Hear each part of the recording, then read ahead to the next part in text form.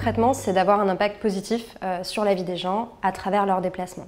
Le Grand Abidjan, c'est une métropole de plus de 5 millions d'habitants qui se développe très vite, qui est très dynamique, mais qui est aussi très engorgée. Il n'est pas rare de mettre plus d'1 heure pour faire quelques kilomètres. L'objectif de ce projet, ça va être de faciliter l'accès des habitants et des habitantes aux services essentiels, l'école, les centres de santé, également à l'emploi, tout en prenant en compte les besoins spécifiques des femmes, des personnes à mobilité réduite et des plus pauvres. Ce projet a pour objectif de construire des pôles d'échange, c'est-à-dire des lieux de transit d'un mode vers un autre afin que ce soit amélioré, sécurisé, de limiter les arrêts intempestifs sur la voie publique qui sont facteurs d'engorgement et donc à terme d'améliorer l'attractivité du transport collectif.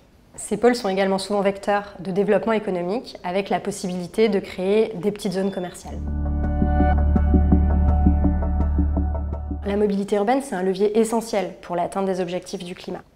Et avec ce type de projet, on va y contribuer en améliorant l'attractivité du transport collectif, et donc en limitant la voiture individuelle. Donc, on limite la congestion et ce faisant, on va limiter les émissions de gaz à effet de serre et également la pollution de l'air et la pollution sonore.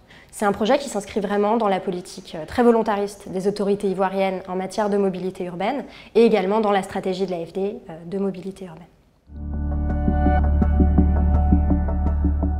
La mobilisation des fonds de Cyclia, ça nous permet d'aller plus loin que les études de faisabilité technique dont on a besoin en général pour financer un projet.